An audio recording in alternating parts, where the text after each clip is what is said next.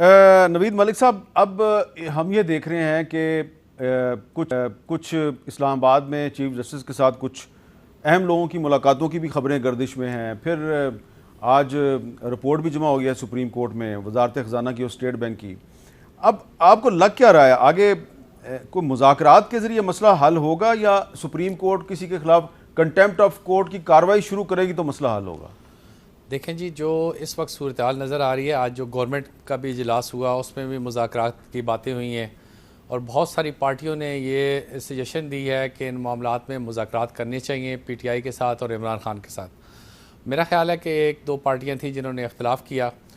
इसी तरह जो सुप्रीम कोर्ट में भी ऑनरेबल चीफ जस्टिस साहब से भी बहुत सारे लोग जो रब्ता कर रहे हैं, जो कह रहे हैं कि इन मामलात को देखें अब किसी तरीके से मुज़ाकरात से हल होना चाहिए। वजह यह है कि मैं जैसे शुरू में फैसल भाई ने कहा कि इदारों के तसादम में जो नुकसान होगा वो पाकिस्तान का होगा, तो इसलिए ये सूरत हाल अब इतनी आगे बढ़ चुकी है कि अब दोबारा इसमें कॉन्टेम्प्ट का नोटिस लेना या फिर कॉन्टेम्प्ट किसके खिलाफ लेंगे। अब देखें, काबीना ने तो बिजट पेश कर दिया कि आप रिलीज़ करें फ़ंड, पार्लियामेंट ने उसको नामंजूर कर दिया। अब क्या सारी पार्लियामेंट के ख़िलाफ़ आप वो कॉन्टेम्प्ट लेके पूरी पार्लियामेंट को आप नाअहल कर देंगे? तो इससे मेरा ख्याल है कि पेचीदगियाँ मज़ीद बढ़ेंगी और इदारों में टकराव जो है वो मज़ीद बढ़ेगा। तो इसलिए मेरा ख्याल है कि इन चीज़ों को मुज़ाकरात से हल होना चाहिए और मुझे बड़ी उम्मीद है कि मामलात इस तरफ जा रहे हैं कि शायद कोई एक ऐसा रास्ता निकल आए जिससे अफ़हाम व तफ़हीम से ये सारे मामलात हल हो सकें। अच्छा एहसन मून साहब, हम मुज़ाकरात की बात कर रहे हैं, नवीद मलिक साहब ने भी मुज़ाकरात की बात की है, लेकिन सुप्रीम कोर्ट के जजेस जो हैं उनकी उनमें तकसीम है। वो जज जो हैं वो जज से मुज़ाकरात नहीं कर सकते। वकला में तकसीम है। बार कौंसिल ने सुप्रीम कोर्ट बार के प्रेसिडेंट को शोकाज नोटिस जारी कर दिया है। मीडिया के भी जो लोग हैं उनमें भी बड़ी सख्त डिवीज़न है। पूरी सोसाइटी में पोलराइजेशन है। इस पोलराइज्ड माहौल में, इतनी सख्त सियासी कशीदगी के माहौल में, आप समझते हैं कि मुज़ाकरात के ज़रिए मौलाना फजलुर रहमान और इमरान खान जो हैं वो आपस में मामला तय कर लेंगे? आपने बहुत सारी चीज़ों का जो कमेंट किया है ये बहुत ही इम्पॉर्टेंट है अपना मीर साहब। मैं ये समझता हूँ कि ये सारा जो टकराव है, खुदा न खास्ता कोई ऐसी सोची समझी साजिश के बगैर जो पूरे निज़ाम को अपनी लपेट में ना ले जिससे निज़ाम सारे का सारा डीरेल ना हो जाए। इसलिए मैं समझता हूँ कि हमेशा अल्टीमेट हल जो है वो मिल बैठकर सारे मामलात को, जैसे मैं आपको एक और बताऊं, मौजूदा हालात में आज 18 तारीख हो गई है, 12 अगस्त जो है वहाँ असम्बली की लास्ट डेट है। मीनिंग देयर बाई कि अगर आज एक मेंबर जो है उसकी सीट वेकेंट हो जाए तो अब ज़िमनी इलेक्शन भी नहीं हो सकता। मेरी बात समझ रहे हैं? 120 डेज में ज़िमनी इलेक्शन भी नहीं हो सकता जी। इसलिए मैं समझता हूं कि मौजूदा हालात, अब वो कॉन्स्टिट्यूशनल डेविएशन है जो 90 डेज वाली है, उसको मान लेना चाहिए तमाम पार्टीज़ को, जो नहीं होना चाहिए था, लेकिन अब हो गया है। तो इन सारों को आराम से मिल बैठ के ये बात, और इसी तरह कल हमने बात की कि हमारे ऑनरेबल चीफ जस्टिस साहब घर के बड़े को ही ये काम करना पड़ता है कि वो सारे जजेस साहिबान को इकट्ठे बिठा के, मैं ये समझता हूँ कि अगर पीटीआई के हक में फैसला आ जाए तो फिर क्या बात है। हाँ। अगर गवर्नमेंट के हक में आ जाए तो फिर क्या बात है। बात यह है कि मैं ये समझता हूं कि किसी एक केस के लिए रेगुलर बेंच, स्पेशल बेंच बनाने की बजाय रेगुलर बेंच में लगा दें। जो भी हफ्ते के बेंच हैं उनमें से किसी से लगा दें। क्यों ये कहते हैं कि फलां एक टेलर मेड जज बेंच जो है वो बनाकर ये फलां केस जो है सुना जाए? वाई?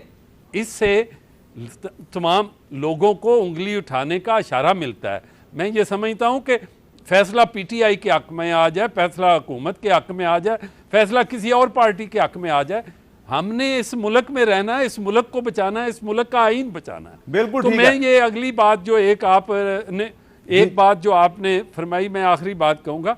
हमने कल अपने पूरे कन्वेंशन में बिल्कुल स्ट्राइक, आप वो लाइव देखेंगे तो उसमें हमने कहा ईद के दिन भी हैं, लोगों की बेल पिटीशंस हैं और लोगों के बहुत सारे ज़रूरी मामलात हैं, इसलिए स्ट्राइक की कॉल नहीं, इसको सिंबॉलिक जो है स्याह यौम स्याह मनाना चाहिए। ठीक है, तो इसलिए हमने स्ट्राइक कॉल नहीं दी। ठीक है। ये बात शायद फैसल छोटा भाई है ना, तो ये और तरह से पता नहीं किसको राजी करने के लिए करता रहता है। हालांकि इन्होंने जाना फिर उस तरफ ही है जहां से ये वो मांग रहे हैं रास्ता कि वो हमें मिलते नहीं। हर किसी का अपना अपना रांझा है और हर कोई अपने अपने रांझे को राजी कर रहा है। आप अपने रांझे को राजी कर रहे हैं, फैसल भाई अपने रांझे को राजी कर रहा है। हो सकता है कि ये रांझा आपका अपना ज़मीर हो, उसका अपना ज़मीर हो, तो बाज़ औक़ात आपका ज़मीर भी आपका रांझा बन जाता है और उसको राज़ी करना बहुत ज़रूरी होता है। लेकिन फैसल साहब ये बताएं कि अगर मुज़ाकरात का रास्ता निकलता है, अगर इफ़, तो उसमें पीटीआई तो इलेक्शन मांगेगी ना, एज सून एज पॉसिबल।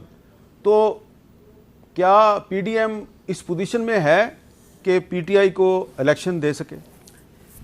देखिए, पीडीएम के जो सरकर्दा रहनुमा फजल रहमान साहब ने तो बिल्कुल इनकार कर दिया। उन्होंने कहा कि हम तो बैठेंगे भी नहीं। और पीटीआई ज़ाहिर है, पीटीआई को रूल आउट करके टॉक्स हो सकती है मीर साहब, आप नहीं हो सकती।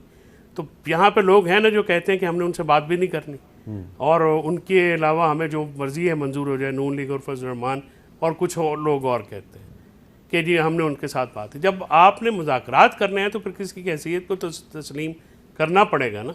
सियासी हैसियत को तस्लीम किए बगैर आप इस मौके पे तो नहीं आ सकते। और जो मौजूदा सूरत हाल है, कह रहे हैं कि अगर एक तारीख लेनी है, एक तारीख अगर आपने ये 90 डेज़ को मामलात को आगे लेके जाना है, सुप्रीम कोर्ट की दी गई लिमिट के तो से दूर करना है, तो फिर पार्लियामेंट में तो आपको तहरीक इंसाफ के बगैर, 2/3 अक्सरियत के बगैर कॉन्स्टिट्यूशनल अमेंडमेंट तो नहीं होगी। और कॉन्स्टिट्यूशनल अमेंडमेंट के लिए आपको उनको पार्लियामेंट में लाना पड़ेगा।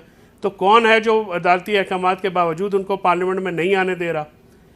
देखिए ना, एक तरफ आप बात करते हैं कि जी इस तरह से करें, उस तरह से करें, तो उसके लिए CBMs या माहौल किसने बनाना है? जी, गवर्नमेंट ने बनाना है।